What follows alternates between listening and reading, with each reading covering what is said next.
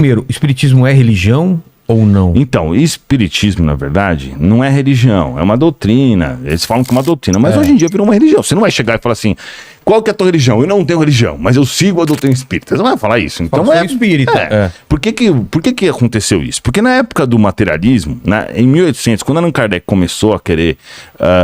começou a perceber que existia uma movimentação dos espíritos, começou a codificar a doutrina espírita, para não ter que explicar a história inteira, porque é meio monótona. Mas nasce com ele o espiritismo? Ele foi assim, o Allan Kardec era um cara inteligente pra caramba, discípulo do Pestalozzi, o cara era mó crânio, super cético, e ele percebeu que estava acontecendo alguma coisa que não tinha explicação, que era a mesa de 300, 400 quilos que levantava e girava nos bailes.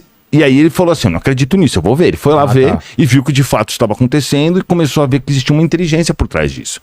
Aí ele começou a se comunicar com os espíritos, do tipo assim, B era 2 porradinhas, A era 1, tudo. E aí depois ele percebeu que tinha algumas pessoas que tinham uma sensibilidade para captar essas mensagens desses espíritos. Porque assim, como é que funciona a mediunidade, né? Eu sou médium, eu vejo, ouço espíritos, faço psicografia, eu tenho várias mediunidades, eu tenho a de cura, tenho todas as que tem no livro dos médiuns. Mas não necessariamente uma pessoa tem todas essas... Não. Na verdade, assim, todo mundo é médium, porque Allan Kardec concluiu o quê? Que no mínimo, pelo menos um pensamento de um espírito você recebe. O quê? Todo mundo recebe Mas eu achando que é meu?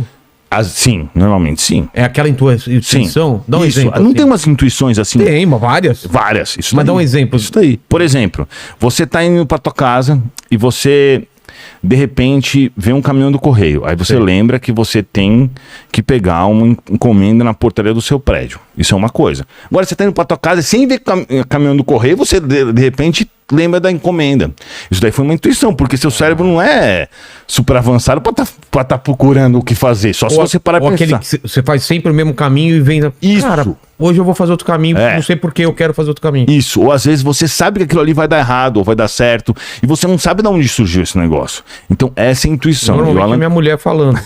essa mulher, mas a mulher deve ter intuição mais aguçada, porque é sempre assim. Eu acho que sim, né? Eu acho que mulher tem uma intuição um pouco talvez ela preste mais atenção, né? Intuição, porque os caras são mais teimosos. Todo mundo, então, é médio nesse sentido de... Por isso que Allan Kardec fala que todo mundo é médium. Mas aí o que acontece? Existe uma diferença. Por exemplo, a visão. A gente está olhando aqui as luzes, né? Elas entram na nossa retina. Tá falando luzes, tudo.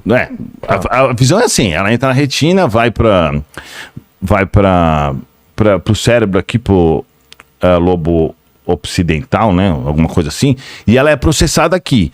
Então, na verdade, o olho serve para captar a luz e o cérebro para processar. A mediunidade é a mesma coisa. A glândula pineal, que fica mais ou menos no centro aqui, ela capta os sinais da outra dimensão, que é o mundo espiritual, né? Que é uma dimensão já compreendida por alguns físicos que estão falando bastante agora sobre a teoria das cordas. Entendeu? Os americanos, eu estava vendo esses dias... A gente até estava discutindo se a matéria escura não seria... uma coisa desse mundo espiritual, né? O livro dos espíritos diz que não existe matéria vazia, não existe nada vazio. Tudo que a gente vê é que a gente não consegue ver. Porque o nosso olho físico, ele foi desenvolvido ao longo de milhares de séculos e anos para viver na Terra. Então, por isso que a gente saiu da água, né? Com os animais, na teoria da evolução, tá correta. Segundo até os livros de Chico Xavier, embora tenha algumas coisas faltando, que lá estão bem explicados nos livros de Chico Xavier, que a gente pode falar sobre isso também. Mas aí, o que acontece? Quando nós saímos da água, a gente desenvolveu o nosso olho físico para ver bem as coisas aqui, etc. Mas isso não quer dizer que o mundo é isso que a gente vê. Tanto que a gente não consegue ver o raio-x, infravermelho e nem ultravioleta, o raio gama. A gente não vê um monte de coisa, né? Ondas também, ondas eletromagnéticas. A gente não consegue ver isso com o olho.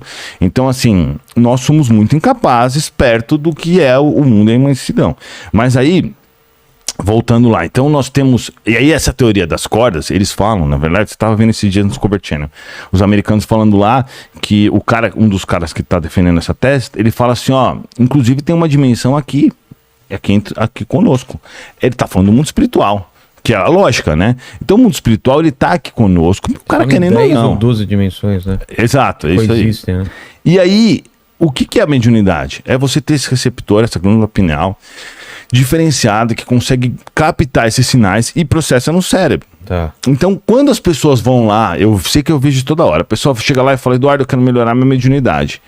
Eu chego e pergunto pra ela assim, tá doendo algum dos lados da sua cabeça? Ela fala, tá doendo esse. Por quê? Porque quando os espíritos vão desbloqueando a mediunidade da pessoa, eles desbloqueiam o cérebro, porque são os neurônios que processam, a mesma forma que processam um monte de informação, né? O que a gente vê, o que a gente ouve, o nosso raciocínio, as nossas memórias, todos os processos em si.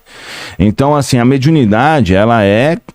Por exemplo, qual que é a diferença? Se você pegasse o corpo de Chico Xavier, que óbvio que já tem indo composição, mas ele tinha grandes modificações biológicas em relação às outras pessoas, que a gente não tem essa capacidade porque nós estamos começando a entender o cérebro, né? E ainda bem no básico, mas o cérebro é altamente complexo e a glândula pineal também. Então, assim, só fazendo um adendo aí, tem um livro de Chico Xavier que ele fala sobre as funções da glândula pineal, isso em 1945, acho que só agora que a medicina foi descobrir. Então como é que Chico Xavier sabia disso e colocou isso no livro dele? Que era de André Luiz, psicografado pelo médium Chico Xavier, né? Inclusive tem americanos estudando esse livro, porque eles falaram, como que o cara conseguia saber disso há 50 anos atrás, 60, 70 anos atrás, e só agora isso foi descoberto, que de fato essa glândula pineal tem tais funções que estavam descritas naquele livro.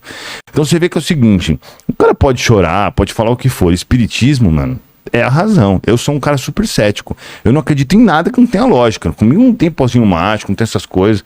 Eu não sou um cara burro. Entendo de qualquer assunto, a gente pode falar aqui desde menstruação até combustível de avião. Estudei pra caramba um monte de coisa. E eu falo pra você, o espiritismo tem lógica. Senão eu nunca seria espírita, né? Então quando eu conheci o espiritismo, eu fiz essa primeira pergunta. Falei assim, putz, vai ser igual todas as outras religiões. Os caras vão falar coisa que não tem sentido. E até hoje eu não encontrei nenhuma...